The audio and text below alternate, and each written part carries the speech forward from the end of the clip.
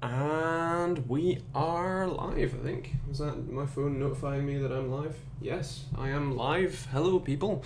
Let's make sure that I have the chat open because that is important. And I also need to just tweet about this because, of course, I do. Actually, that should still be.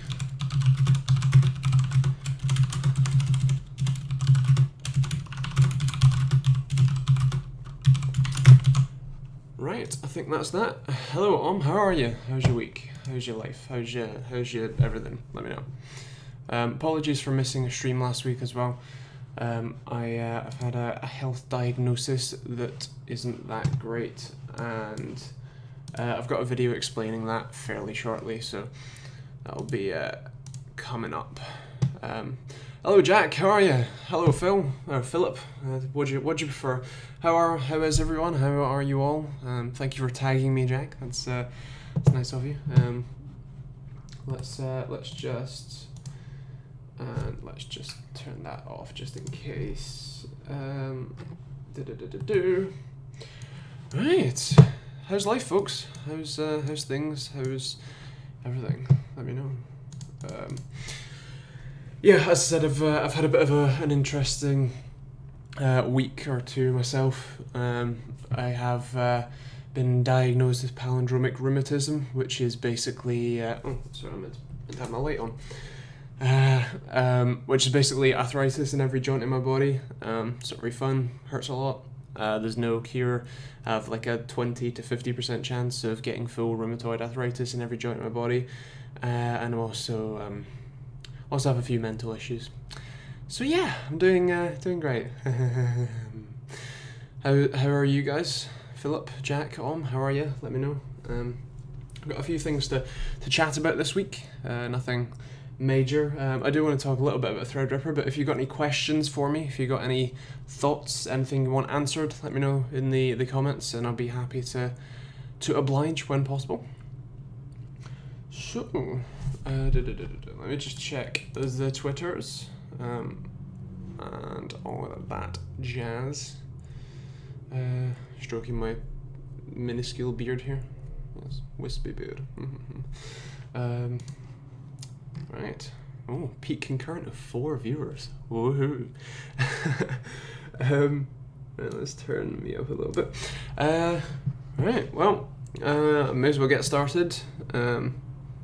Oh, nice, Jack. What CPU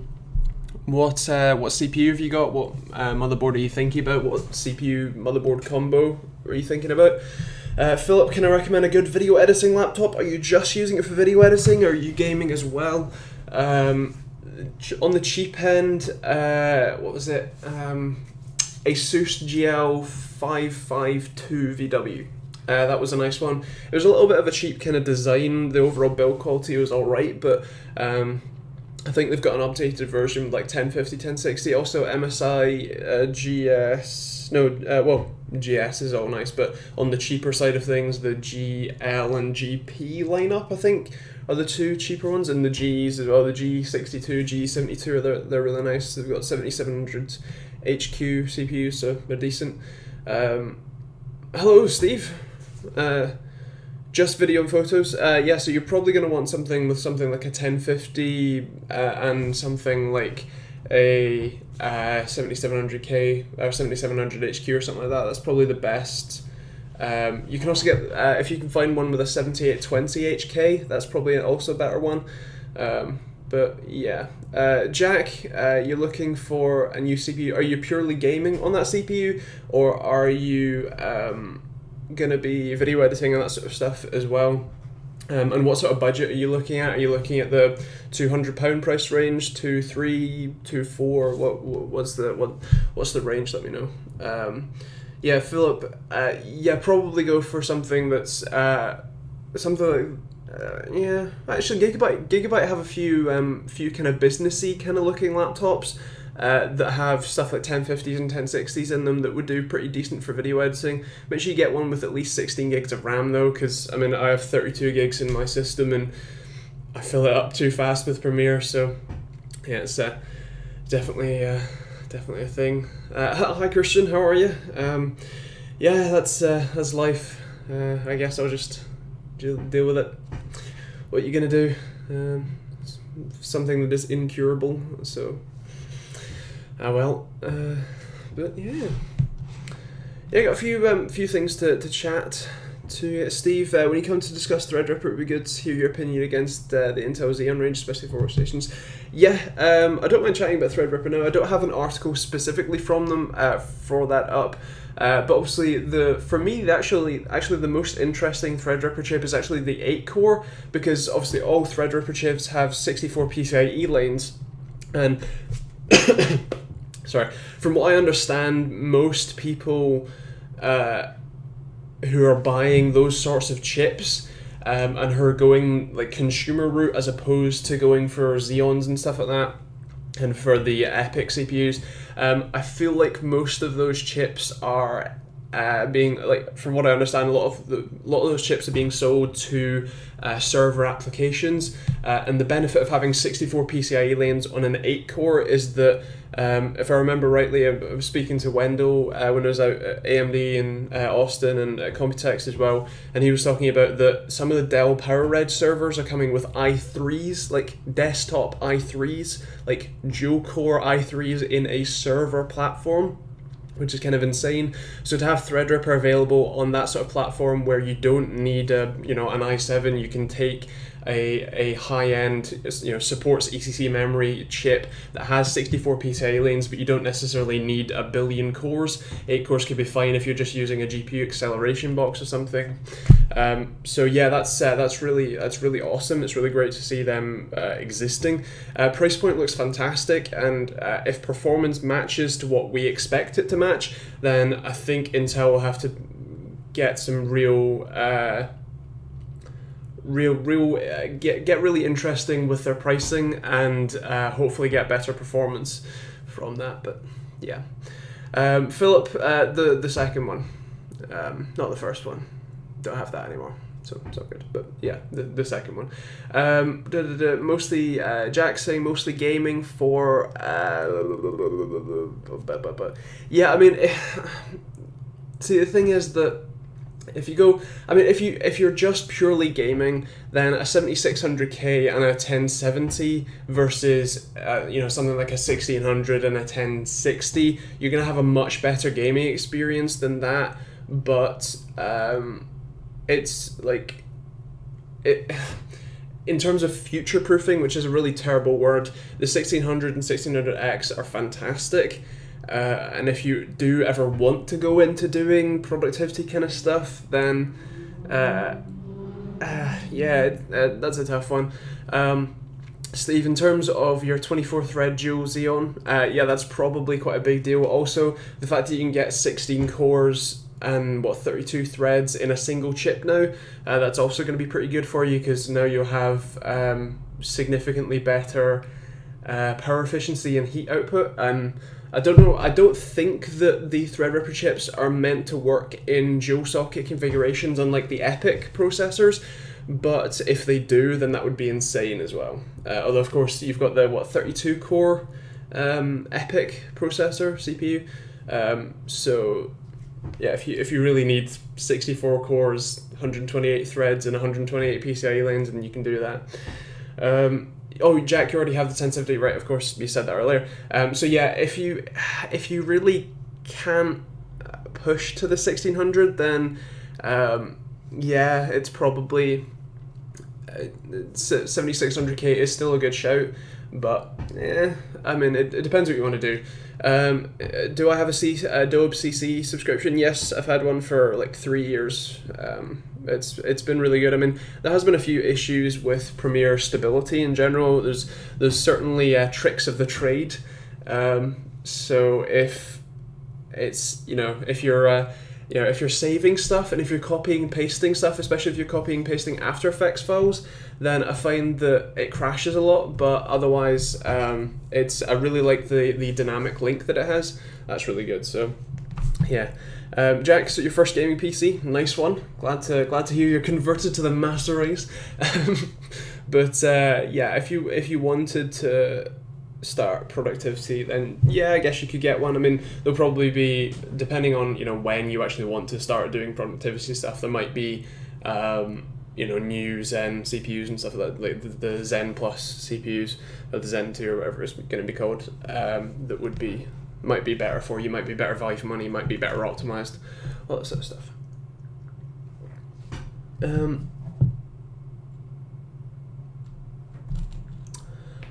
Right, let's have a quick chat about a few stories, because I've got some. This one's kind of funny. I'm going to move myself probably over here. That seems good. Jack says, it's also better to get the same brand Mobo GPU. It doesn't matter. It really doesn't matter. I mean, if you're getting, if you've got like an Asus 1070 or something, especially like the Strix model, then it kind of helps to go with an Asus motherboard so that you can have Aura Sync on everything. But like, if you've got a non-RGB, non-flashy card, then it really doesn't matter, as long as the motherboard is from a reputable brand, which Gigabyte, Asus, MSI, ASRock, EVGA, all of those people do great boards. Anyway, right, this thing here. This is kind of crazy. We spoke about this. Spoke about FCC before, but this is kind of funny because the FCC chairman Ajit Pai keeps saying that he's all for transparency until it doesn't suit him. So the FCC actually got sued for lying, basically, because the hosting providers and stuff like that said we have no evidence of a DDoS attack, whereas they said, the FCC came out and said, hey, there was a DDoS attack, that's why our website was down. It's really, it honestly is quite important, because there are already ISPs that are breaking the Title II net neutrality regulations. They're already breaking them, so to then remove that is effectively like opening the floodgates. I don't want to make it seem worse than it is, but it could be considerably, like, pretty damn bad, and it is worth just making sure that you've left a comment on the FCC's website. Also, we got USB 3.2 or 3.2 Gen 1, I guess. This is getting really complicated, but you have the same Type-C connector, same spec, but you'll now get 20 gigabit per second, I believe, whereas you would previously get 10, so that's pretty cool. I was thinking of getting MSI Pro Carbon Z270. Yes, did I review that one? I review a lot of motherboards, and they kind of come and go, and I kind of forget what I do, but I'm pretty sure that I did the MSI, I might have done the Z270, Z170 Carbon. Did I do the Z270 Carbon? Yeah, I did. Yeah, I'm going to paste this link in the chat, and you can go watch that video, because it's got nearly 11,000 views, and I'm happy with that. Yeah, it's a decent board. Feel free to check out the video. There's a full video for you that will explain all. Yeah. By the way, if anyone has any questions, if you haven't seen the comment section, which is somewhere to go, feel free to check that out and let me know if you've got any questions. I'll be happy to answer them in the comments as we go. It's a very casual stream. Don't worry about it.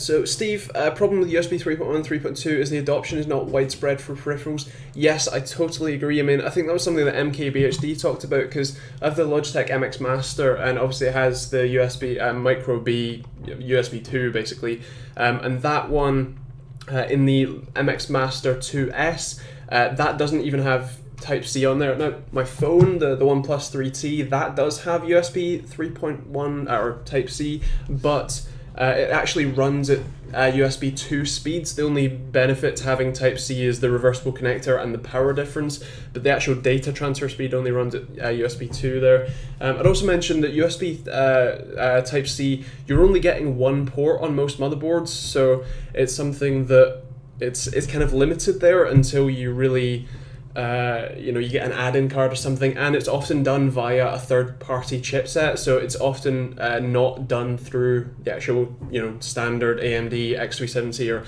Intel Z270 chipset, which is a real shame, and is something that I would like to see more ports. I'd like to see 2 or 3 or even a bank of 4 Type-C ports and stuff like that, and then you'd be able to get more connections, you'd be able to use it more frequently. I know that USB, the standard Type-A port, won't go away because everything from, you know, the SteelSeries Rival 310, which I'm reviewing, and that video is coming out fairly shortly, and these are awesome.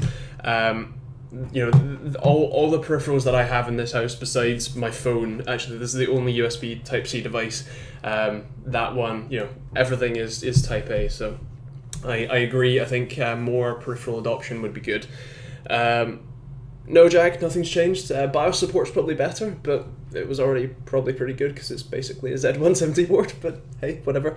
How do I pull up a live web link? I'm using Open Broadcaster and streaming to YouTube via the like events tab. I created an event, and then I have everything set up so that I can use OBS to switch between displays. So I've got the left screen, I can take away my face or I can put my face back. I can also do the center screen, which is my desktop.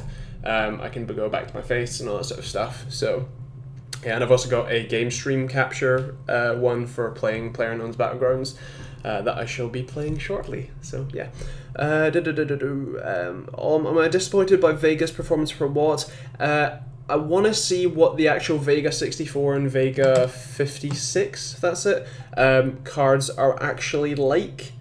Because if you're just going by the Frontier Edition, yes, that sucks because you're getting what, a 400 watt power draw card, and you've got something like between 1070 and 1080 performance basically. But from all that AMD have said about it, and from what I understand, in theory, the actual Vega, RX Vega cards versus the Vega Frontier Edition card should be a little bit better. I'll be interested to see what the difference is in performance between the two, what the power draw difference is and all that sort of stuff.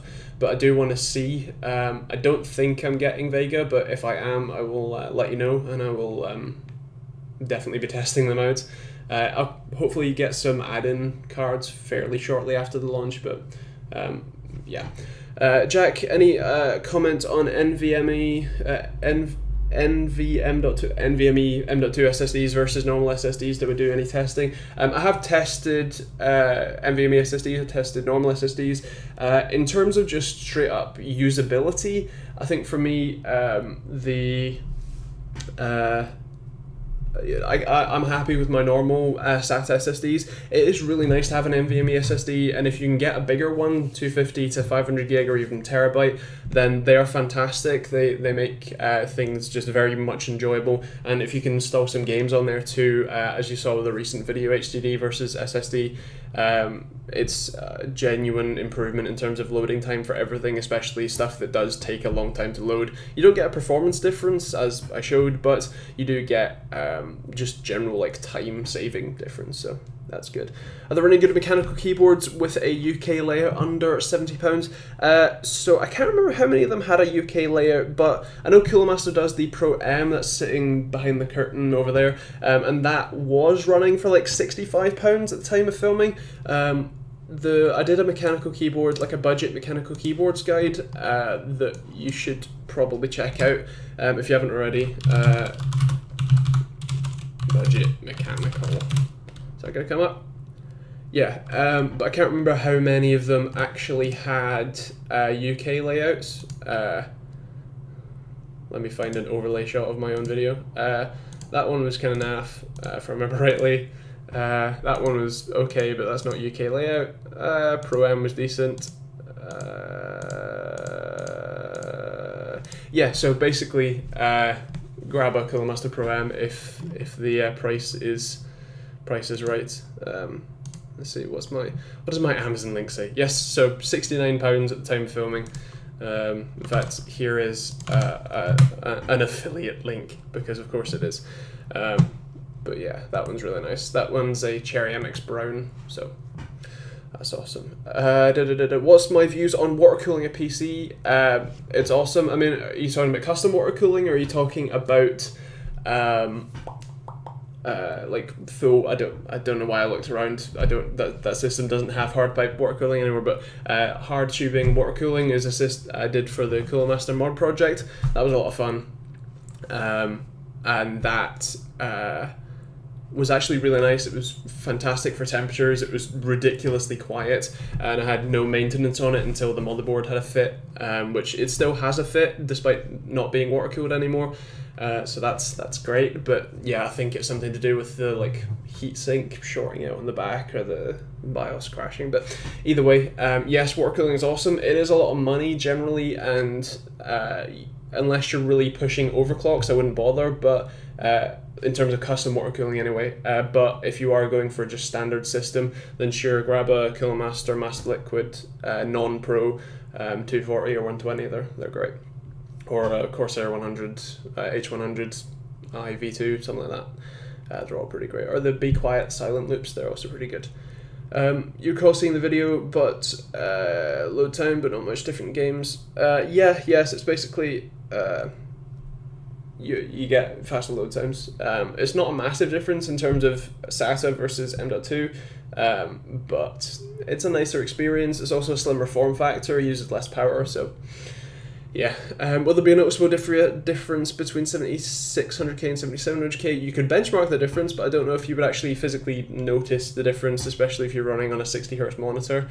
It's a 1070, so you're not probably going to be bottlenecked massively there. You do miss out a little bit with hyperthreading and the lower level of cache, but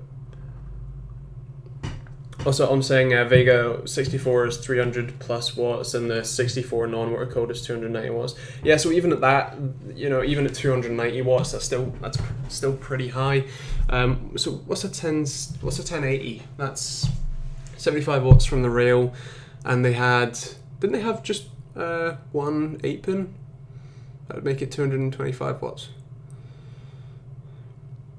But I know a lot of them do, or there's an 8-pin and a 6-pin. Either way, you're looking at a fairly similar wattage for a 1080, so I don't know. In my experience, how reliable are all my water cools? I've never had one fail, touch wood. I haven't had one fail personally. I've also not had my custom loop fail. It was the motherboard that failed and then I had to take it apart, but I've not had custom an all-in-one water cooler fail. I'm using a Cooler Master Neptune 120XL, which is probably 4 years old now, and it's still doing a perfect job. It's still nice and quiet. It's still keeping my 1700X nice and cool, so yeah, I'm happy with that. Do a giveaway live. I don't really have much to give away. I've got potentially some cases, and I'm doing an awesome collaboration with Beginners Tech very shortly. We're very excited to have happen, so there will be a giveaway based on that. But I don't think I have much that I can give away at this point, I'm afraid. I've got a couple of other things. So this is actually pretty cool. This is somewhat something that I wanted to do myself, but then didn't really have the £100,000 that needed to happen. So basically IKEA, who's obviously, IKEA, everyone knows what IKEA is. They are actually in the UK, they're selling home solar panels and battery storage, similar to Tesla or the Solar City, Musk's brother's company. So that's really awesome. You basically just put in your postcode and then ask how much it's going to be for battery storage on top, and you get obviously the benefit of having solar and also specifically having the battery storage is that you don't have to bother with the really terrible feed-in rate that you get from the energy companies for the electricity that you generate by the solar panels. You get to keep that and then you use it overnight kind of thing, and while the sun isn't available, so that you can basically go off grid as long as you have a big enough battery and a sunny enough day, and enough panels. There is a little bit of an offset to that solar panels are still fairly expensive, and obviously adding battery storage to that only adds more, so that the overall sort of lifetime cost does kind of creep up there. But it is actually pretty awesome that this is available in the UK and you can go and buy them right now. Have I seen yet another Tech Channel's new desk PC? I haven't. I built my own. It's down there. But what desk PC? What Tech Channel are you talking about? There's only a £90 difference between the 77. Really? That's pretty slim. I suppose they're fairly similar. I mean, literally just hyper-threading and less cache. So, yeah. But yeah. Oh, hi Jordan. How are you? I'm mixed, as I've explained. Had an interesting health diagnosis and a few other bits and pieces, which is keeping me a little bit limited. But yeah, life goes on. How are you?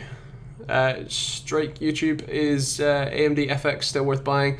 Not really. I mean, I don't know what price point they're at now, but generally going with a Ryzen 1600 or something like that's probably going to give you better performance and better multi-threading overall, and also significantly less power consumption. And you're also going to have the newer platform. You'll have B350 motherboards, which are nice and cheap, as are 970FX and then 990FX. But yeah, whatever. Yeah, that's life, Jordan. I will survive. Hey. But yeah, this last one just that I have sorted. This is really awesome. So IBM have been dealing with tape drives for forever. They have a graph of, they have a chart showing their different sort of breakthroughs. So in 2006, you had a total of 8 terabytes storage capacity per tape drive. This is for archival storage. This isn't really for, super fast data transfer, but this is really big in enterprise where you have to store hundreds of thousands of terabytes of data redundantly and securely, and you can then take those off site and store them somewhere in case that site gets fire or something like that. So this is quite cool. In 2006 you had 8 terabytes, 2010 you had 35, 2014 you had 154 terabytes, and then 2015 you had 220, and now 2017 you have a total of 370 terabytes per tape drive. That's kind of insane. They're all fairly similarly sized. The actual tape width is actually tiny. It's 103 nanometers, but the tape length itself is a kilometer, in fact 1.1 kilometers, and that's been slightly growing, but I believe the actual tapes themselves are still the same. They're using the sputtered media, which I believe is it's different to the barium ferrite that they previously used. And basically, this technology meant to cost more, as you'd expect, but you get 201 gigabits per square inch of tape, which is just insane. So that's kind of the enterprise story. I'm guessing you have a corner you film in a different room. Yes, this is my office. This is the one that I work in, the one that I edit in, and the one that I test stuff in and receive stuff in. And then upstairs is the filming room with the shelves and where I keep the camera and all the other bits and pieces, and where I end up storing most of my stuff. And the RGB lights, of course. Can't forget the RGB. Is the S340 one of the best tempered glass cases for the price right now? Quite potentially. I know that Bitphoenix is doing a tempered glass Neos, which is meant to be like £50, even less, which is insane for a tempered glass case. So potentially check that one out. I don't know when that's coming out. I think it's fairly shortly, but let me see. £104 for an FX 8350. That's not bad. I mean, I think the Ryzen 3, the 4 cores are running for about that, so that's not too bad, but at the same time you're probably looking at quite high power draw, so it depends what you want to do with it. If you're wanting to game, then you can probably get a better, like going for Ryzen 3 is actually probably a better shout, but if you want productivity stuff, then yeah.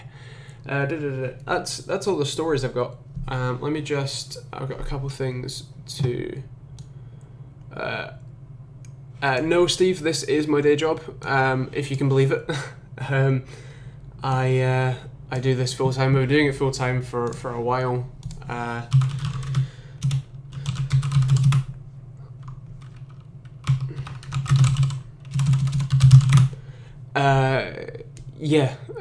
been doing it full time for a year and a half. Well, technically doing it full time for about 2 years, but I've been doing it paid full-time and living here full-time for about 1.5 years, so it's been good. A bit random, which monitor is the one directly behind me? Are you talking about that one or that one? Let's call that number 1, let's call that number 2. Number 1 or number 2? 1 or 2. I mean, I could tell you what they both are, but, you know, making it a guessing game is more fun. So that one there, number 1 is the PG 27AQ. It's the 4K G-Sync Asus display, and that one is, number 2 is the AOC U2879VF, the FreeSync 4K AOC monitor. That is, both of them are TN, I think. That one's IPS, that one's TN, but either way, quite nice. Number 1 is PG27AQ. I do actually have the PG279Q next door and the PG248Q, the 180Hz one as well. I've also got the AOC 240Hz monitor upstairs and a few other bits and pieces, so yeah. Have I thought of doing an updated tour of it all? Breaks in views. Potentially, I could do indeed. If I've got some time and tidy the place up, then maybe I will do. What air cooler? Sorry, cars going by. Air cooler do I suggest for a 7700K and what RAM? RAM doesn't matter too much. You're probably looking at 16 gigs is probably what you're after. Probably something like 2400 megahertz. RAM speed doesn't really matter too much in terms of the 7700Ks. It's more Ryzen that really benefits from that. In terms of air cooler, how hefty do you want to go? A Noctua NHD15, that's kind of crazy, but or you could go with a Coolmaster Master Air Pro 4. They're quite nice. I got one of those on a 7700K right now. It does a decent job. Obviously, still runs a bit hot because, of course, it does. It's a 7700K, but yeah, it does a decent enough job. So yeah, anything in between that. Cryorig do some decent ones. Obviously, Coolmaster do a good job. Noctua do some incredible ones. The U12S is one that I also have here. Yeah, that's probably my recommendations. I'm going to close those because I don't really have any more stories. But if anyone's got any more questions, feel free to chime in. I'd be happy to answer them as I make sure that Twitter is not blowing up. Yeah, Noctua are amazing, but yes, they do have the downside of looking a little interesting. But they do some fantastic coolers. I'm really impressed with them. I've actually just a quick. The most common one is the 202 Evo 202. Yes, that's their last generation model because the. Hey Marcus, how are you? Yeah, the 202 Evo 202X is technically the last gen model. The Master Air Pro 4 and Pro 3 are the kind of replacements for them. But yeah, what's the RAM sweet spot? What do you mean, like in terms of speed, in terms of capacity, in terms of what? Let me know. In terms of capacity, right now you're probably looking at 16 gigs if you want to last. Because I mean, I'm even just running, loads of. I have four internet browsers. I may have a problem, but I have 32 gigs of RAM, and with video editing, it just munches through 32 gigs. I could really do the 64, but what are you gonna do? Awesome, nice one. How's the video production? You just chilling for tonight, or you got any more super sexy videos to do? Feel free to just, if anyone's watching, by the way, feel free to check out Silence Tech in the comments. He does some rather sexy videos. The gaming sweet spot, yeah, you're looking at 16 gigs right now. If you want to go on the cheap side, then something like 2133 or 2400 megahertz RAM is going to be fine if you're going Intel. If you're going AMD, then I'm actually working on a video to test Ryzen RAM speed and what the difference that it makes in games. It's quite difficult to do because I've had a lot of issues trying to get that to work. I'm using a 1700 non-X to test that, but overall, obviously with the Infinity Fabric, higher speed RAM is better. Hey Rob, how are you? How's things? Oh, Jordan, you know Marcus? Nice. Yeah. Does that answer your question, S-Strike YouTube? Let me know. And as I said, if you've got any more questions, feel free to let me know. Otherwise, I'm going to start going play games. I should probably open Discord. I do have a Discord server that I do want to let out to the world at some point, but yeah, one day. I need to sort a few things out. How do you drag Discord around? Why is it not? Well, I guess it's going to stay over my face, or not. I don't know. Maximize, minimize.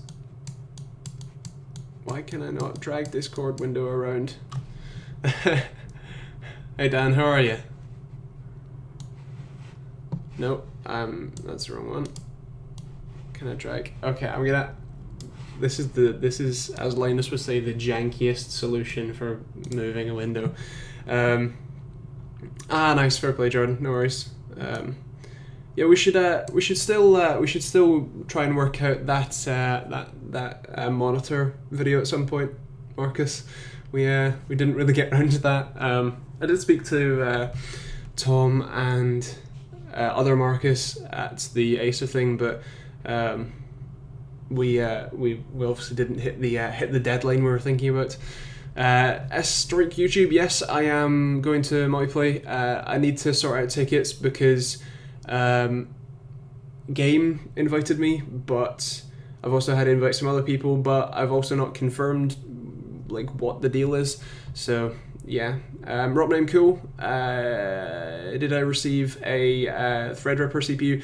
I didn't. I'm hopefully going to get one fairly shortly. I've had a few people talking to me about it, so hopefully I will get some, but I don't have one yet. I really wish I did because they're awesome, and I really want to play with them, but hey, that's life. I have just finished my Skylake X CPU reviews, finally. I've got all three of them in, the 7820X, the 7900X, and the 7800X. Them replacing a K with X has really messed me up, and I said 7900K and stuff in the video a few times, so I apologise for that, but yeah. Jordan, samples are massively limited, which is really annoying because obviously there's such a high level of interest, so it would have been nice to have more, but whatever. We'll get them eventually. You've got one, you bugger. Give me it. Did you get one from AMD Direct or? Oh, okay. Yeah, troll. Apparently YouTube says that my stream is bad because the keyframe frequency is not 4 seconds. Good. Come on. I don't know. Do you guys want to watch and or play some games, or are you? Would you rather?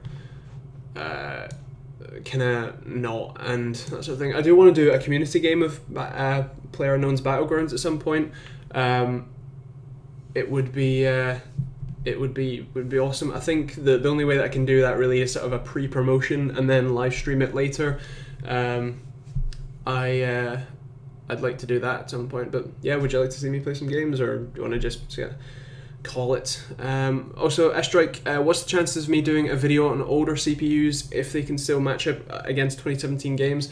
That'd actually be quite an interesting one. I think that'd be quite cool. What defines older? Because I've got an 8370, if that's what you're looking for. I can retest some of that, spend like 4 years retesting all of that stuff. But yeah. Potentially. I don't have that many CPUs in the grand scheme of things. I've got a load of Ryzen ones now, which is awesome, but I've only got a 6700K and a 7700K. I tried to get hold of a 7600K, which is one of Intel's top selling chips, and Intel, MSI, I think Asus and Gigabyte all don't have any of them, which is really annoying. So yeah, great. Jordan, nice. Enjoy. Dan, it would be PlayerUnknown's Battlegrounds. That's the in thing at the moment. I mean, I could play Rocket League. Apparently I'm not bad at that, as I got ranked Platinum 2. But yeah, probably PlayerUnknown's Battlegrounds, although there was a patch today that wrecked my game and was hella laggy, and then I closed the game and it did another 500 meg patch, so I don't know quite what the deal is there. I might validate the files and see if that works, but hey, that's that's Steam for you. Yeah, if anyone has PlayerUnknown's Battlegrounds, by the way, tell me how big the patch was today. I'd be interested to know, because mine was now a total of 1 gig. Battlefield 1, I don't own that game, otherwise I'd probably be benchmarking it in most of my videos. But I don't own that. I am a poor man, and I don't own many games, so I'd also probably be pretty bad at it, since A, I don't own it, and B, I'm only good at a select number of games that I spend, long periods of time playing. Like, what's my GTA hours now? 1,390 hours on GTA, 132 hours on PlayerUnknown's Battlegrounds, and 274 on Rocket League. I might have a problem. Yeah, fun times, but yeah. Pub patch 5.3 gig. That's weird, because someone else, someone I was playing with earlier, said that the patch was 5.3 gig, but mine only downloaded 500 meg. I'm gonna validate those game files, because that's weird. No, DJ, you're not alone. Yeah, I know I didn't even buy Battlefield 4. Yeah, the pub patch, I only had a 500 meg patch, which is what was weird. And it didn't brick the game, but it made it very, very naff. I was like ridiculously laggy. It was incredibly bad. It was incredibly, it was a bad playing experience. They have changed how their crates work, because they've got a, what's the event that's happening fairly shortly? There's an event that's happening, and they've got a limited edition crate. It might be Gamescom, I don't know. But they've got a limited edition crate for that, and then now they've got different crate systems, and you can buy a weekly crate, or you can buy the limited edition crates and stuff that need a key that you have to buy, I think, through the Steam store or something. But yeah, no, the game's successfully validated. I don't know why. I mean, it does say that I've downloaded 6.7 gig today, but it was a 512 meg patch, or 512 megabyte patch, so who knows? But oh well, we'll see. Maybe play it later on as well. Yeah, anyone got any more questions? I don't mind going till about 9 o'clock. It's cool with me. Need more benchmarks on indie games? What sort of indie games are you thinking? I mean, technically PlayerUnknown's Battlegrounds is an indie game, but it kind of isn't, considering it's sold like 4 or 5 million copies now. Yeah, what sort of indie games are you thinking about? And I think the other reason that people do more popular benchmarks, stuff like GTA, Dirt Rally, PlayerUnknown's Battlegrounds, Witcher, all that sort of stuff, is that a lot of people play them, so then those benchmarks kind of resonate with more people, kind of thing. But yeah, that's my thoughts there. Yes, Rop, they do have awesome channels. Definitely check them both out. I think, Jordan, you do more sort of accessories and gadget stuff rather than PC hardware, right? Or is that not the case anymore? And obviously, Silence makes Jordan change his pants. You do some fantastic shots, Marcus. I'm really impressed. I'm gonna need to steal some of those techniques. I wanna up my game. I do try and occasionally include a few sort of music montaged shots and stuff in videos, but I tend to focus more on keeping a video short and kind of to the point. But yeah. So if you're interested in gadgets and stuff like that, then feel free to check out Jordan Ash's channel. S-Strike YouTube, what new games am I excited for? Far Cry 5 is definitely going to be one of those. Pub is still technically a new game because it's still early access, and the actual release of that is fairly shortly, I think. So definitely that one, because I am enjoying playing this far too much. There was a few other games that I was interested for at the start of the year when E3 was around and all the games were being announced, but I can't remember off the top of my head what games are coming out. I tend not to buy games all that often. I generally stick with my kind of main few. I mean, GTA 5 obviously, because I have a stupid number of hours in it, Rocket League, and now PlayerUnknown's Battlegrounds kind of added to the mix. I occasionally play Doom, but I've played through the campaign, so yeah, that's alright. Yeah, there's a great indie game called Project Taurus, Taurs.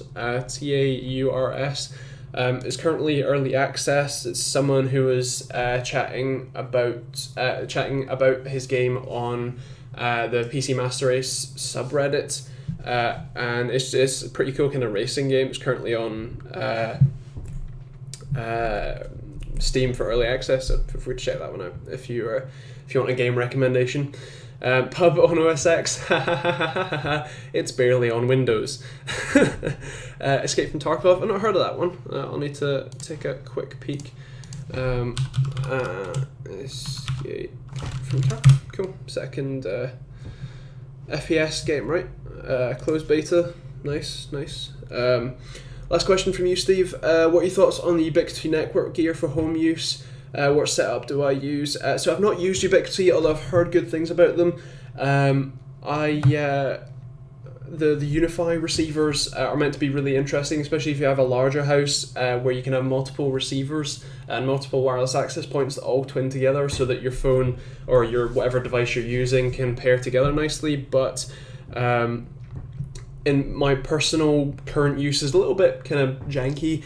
I have an Asus DSL AC68 RT as my router and modem and sort of a switch, and then I have the Netgear Orbi,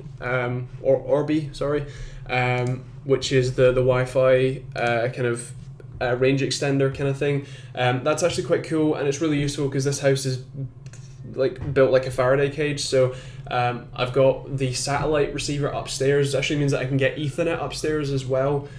So the PCs that I have up there in the filming room and stuff, they actually have Ethernet to them, and while the actual connection is over their proprietary kind of sort of Wi-Fi connection, it actually works really well and means that I get Wi-Fi signal all over the house, so yeah, it's pretty good. That's my personal setup. The Orbi is connected as an access point only. It's connected as a switch and access point and not a router. So yeah, that's my current setup. But from what I understand, Ubiquity is pretty awesome, especially if you have a bigger house and you need multiple access points. Although you said you were in the UAE, so potentially.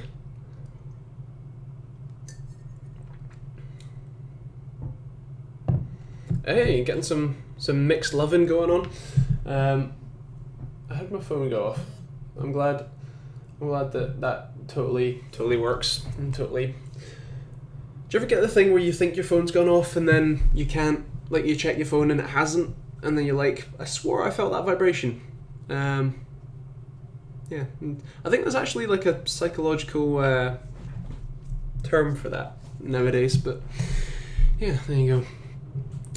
Cool, so anyone have any more questions or anything, or if you're yeah, my Clockers mug.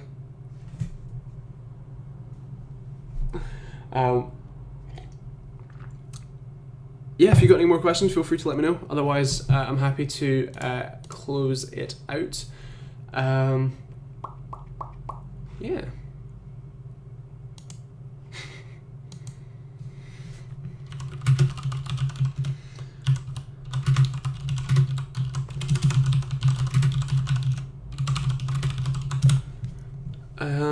Yeah, if anyone's got any questions, feel free. Otherwise, I will disappear.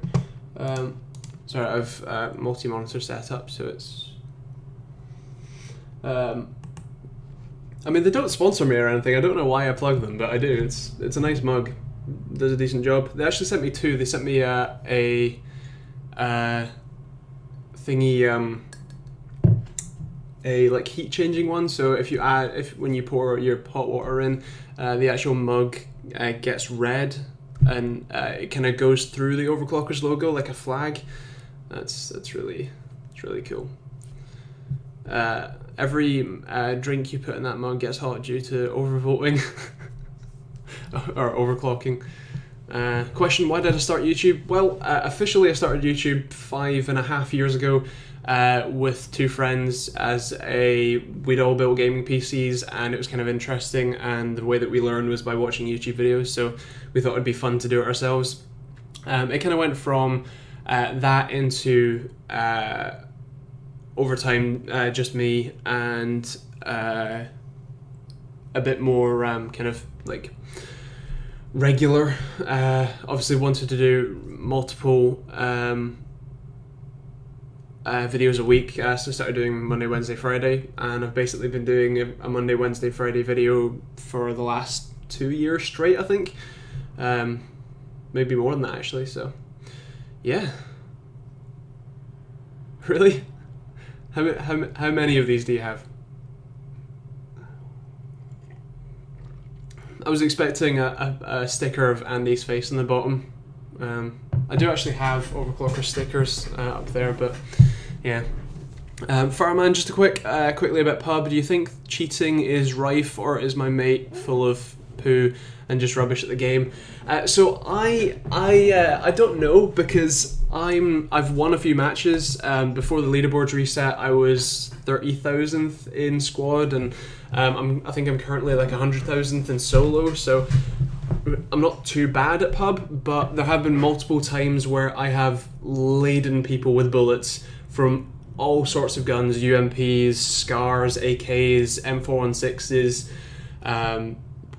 M249s. Like, I've laden people with bullets, and there's no way that they couldn't have gone down there, but they did. But then I get one shot headshot, like with level 3 helmet on, and one shot headshot with a car, and I'm dead.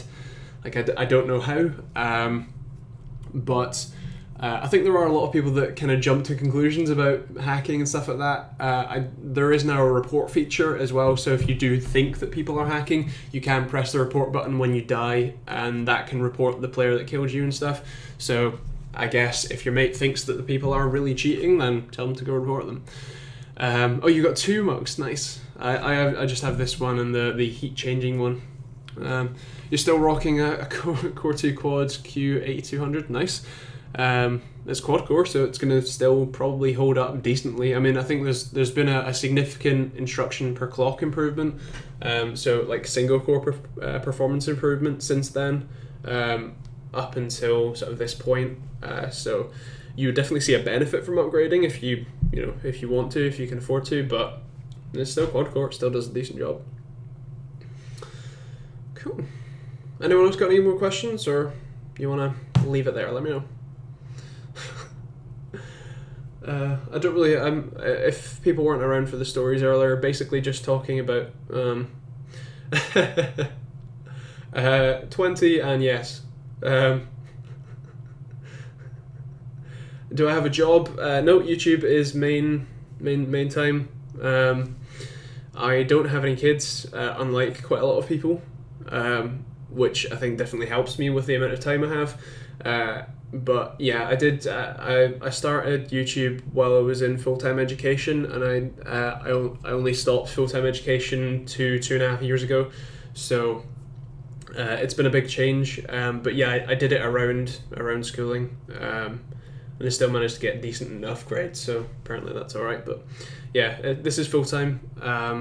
I'm getting by. I'm not making that much money, but it is. I think I'm breaking even, so that's okay. I can live with that. And I do a few other bits and pieces. In fact, actually, if you're in East London, on the 21st to 25th of August, there's actually a gaming festival called the Void Gaming Festival. Something that a few my friends of mine who run a business called the Pop-Up Business School are running. It's awesome. It's free to come. I think the sign-ups are almost full.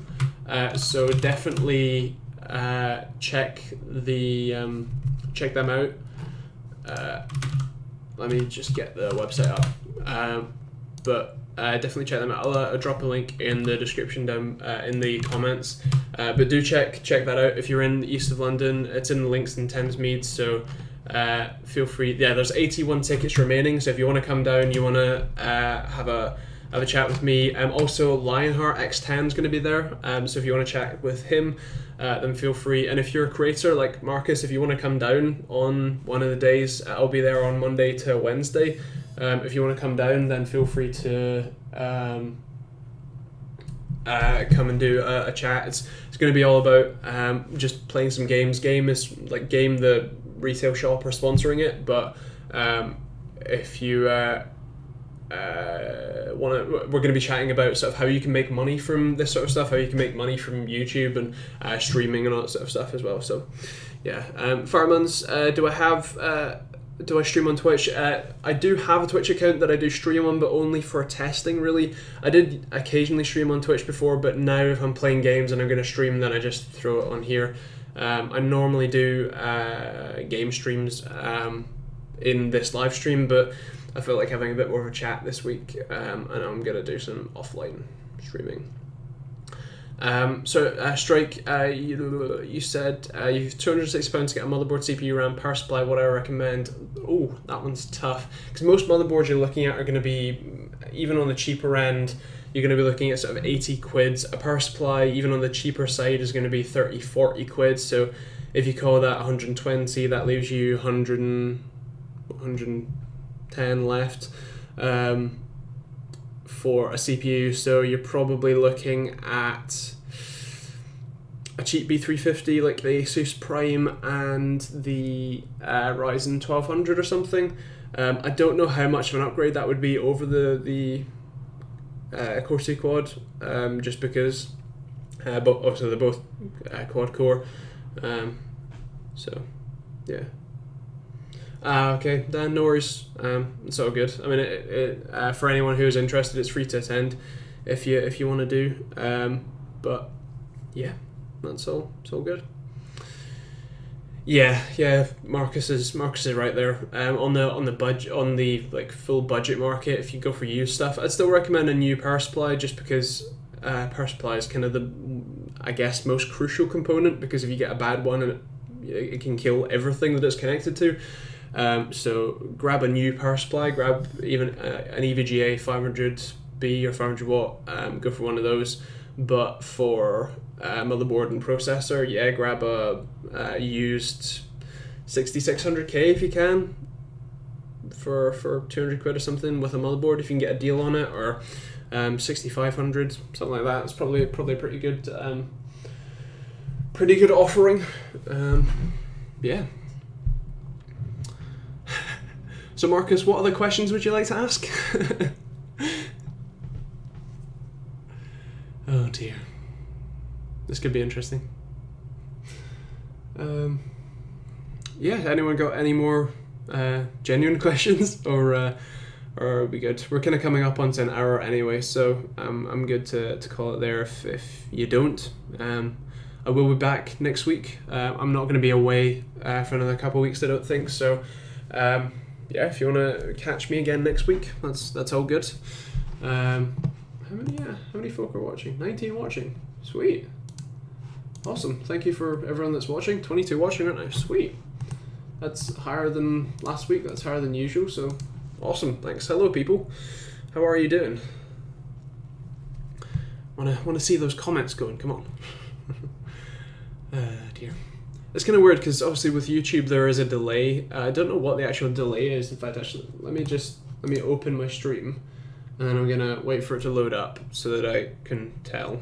And then once it's loaded, I will then clap. Right, ready? 1, 2, 3, 4, 5, 6, 7, 8, 9. Jesus Christ, 10, 11. 12, 13, 14, 15, 16, 17, 18, 19. This is long.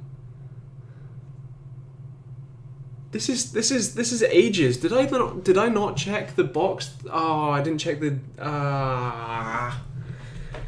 Yeah, that's like a 30-second delay. That's probably why. This is getting interesting. Can I go back to the ingestion settings and change that? Yeah, you're looking at 20-30 seconds. That's yeah, great. Where's the button? There's a button on the info and settings that you can change. Oh, why did I not see that coming? Oh, why did I say that?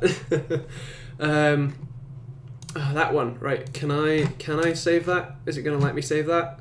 It might. The stream might glitch out and break because I just changed it to low latency mode.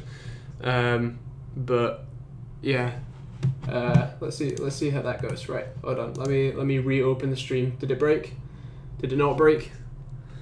Right.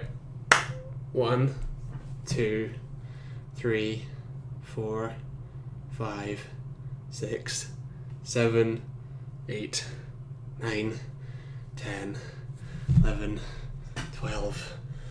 Right, no, it's still really long. That's great. Oh God, why did I say that? Oh, oh Jesus Christ. Yeah. Khalil asked, what's the life expectancy of a 6700K 1080 for gaming? For gaming, you're looking at a few years considerably. I mean, that's probably still a pretty good combination for just the best gaming performance. I don't suspect that games are going to get sort of unplayable on quad core, hyper-threaded quad cores for quite a long time. I think, for example, how single core and dual core systems are now with a lot of sort of newer games, but especially with 1080, you're probably looking at 3, 4, 5 years before you have to actually start turning down settings at 1080p. What's a good cheapest build to play in 1080p? What sort of games? Are you talking esports games, or are you talking everything under the sun? Everything under the sun, you're probably looking at 1050. I did a budget GPU guide that's probably quite relevant. Yeah. So yeah, something like that. Something like a Ryzen 1200, 1300, and B350, that sort of thing.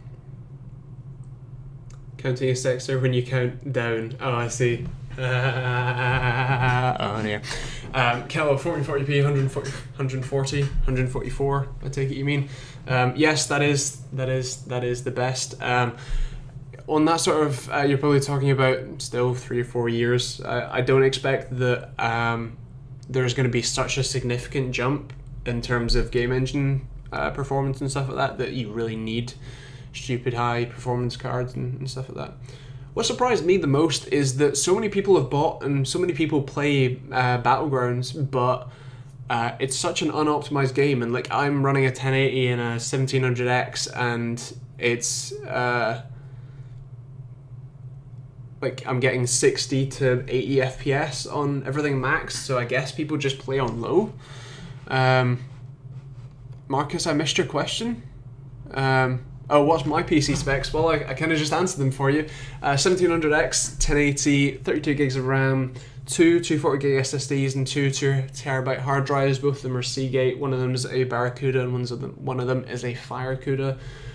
One Corsair ML 120 LED fan, and Asus Crosshair 6 Hero, and a Neptune 120 XL Cooler Master.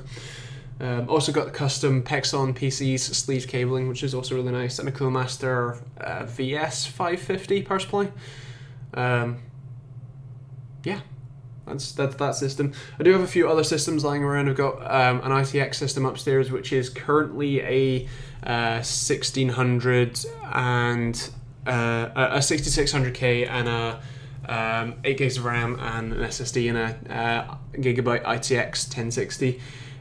Which is actually pretty awesome, nice little travel gaming system. And I've got another ITX motherboard that I need to build into a system for the Void Gaming Festival that's going to have a Ryzen 1600X and an Asus 1060 Strix in it. So yeah, that.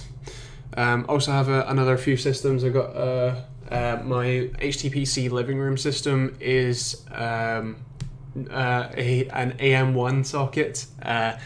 Was it 5850K or something like that? I did a review of it ages ago, but yeah, really low power quad core AMD APU AM1 motherboard. It's got an RX 470 in it because I use that for mining occasionally, teehee. And then a system upstairs which has a 4790K in it with a 470 and a 480 for the same reason. So yeah, what about you? What are you rocking these days? Now wait the 30 seconds for his reply. Actually, 30 seconds for him to hear me say that, and then another probably 10, 20 seconds for him to type something out, or even 30 seconds. So a full minute for a reply. Good. Looking forward to that. Dan, you're having issues with Battlegrounds? Yeah. If I'm having issues with Battlegrounds, yeah. I think Phil plays Battlegrounds on his 290X and 4690K or 4670K, whatever that chip is. And that one is that, like, he has to run it on like 720p low kind of thing, or I think he tried to run it on 4K, but of course he did. It's Phil, what do you expect? Oh, you don't want to say? Why not? Oh, Mr. Nathan's still rocking that 6800K.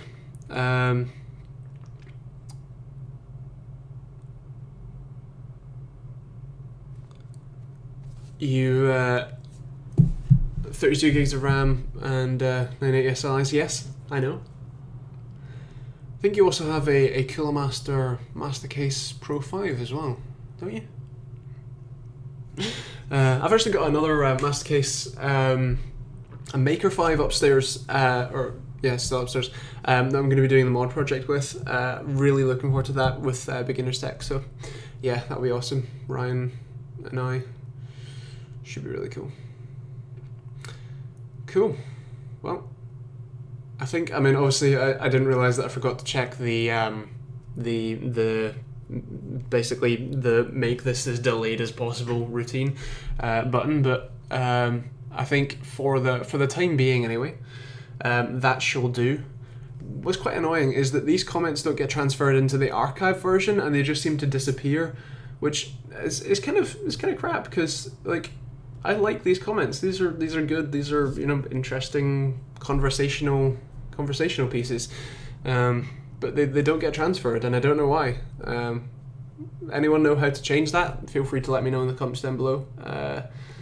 Ideally after the stream's gone up, so that I can see that. But it just says in the options, it just says allow all comments. Yeah, automatically make archive unlisted once the stream's ended, which I don't have checked because it's just going to go straight up, and that'll be that. But yeah, you still got your companion 80 FX 8350 and 970. That's Romania for you.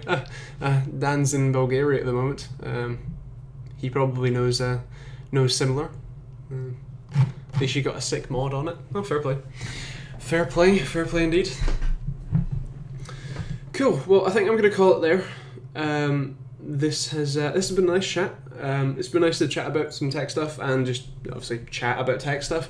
And hopefully this will eventually catch up, and I'll remember to press the reactive mode next time so that we can actually have an interesting and reactive conversation. But yeah, it's been nice. It's been good. It's cheered me up a lot. Thank you guys. And yeah, I'll be back here next week, same time, same place, different URL, but overall same channel. And yeah, that's that.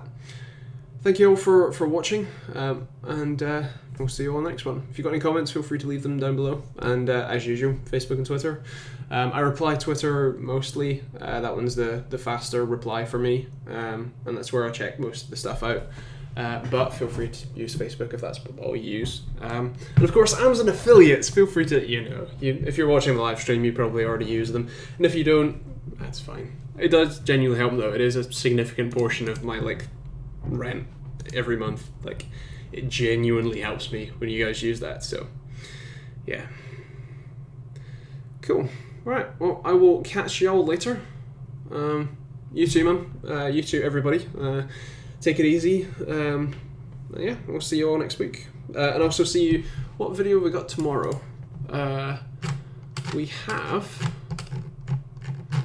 Scroll in the content schedule. We have a sponsor video tomorrow, which also helps pay for my rent. And that one is a PC building myths or PC gaming myths.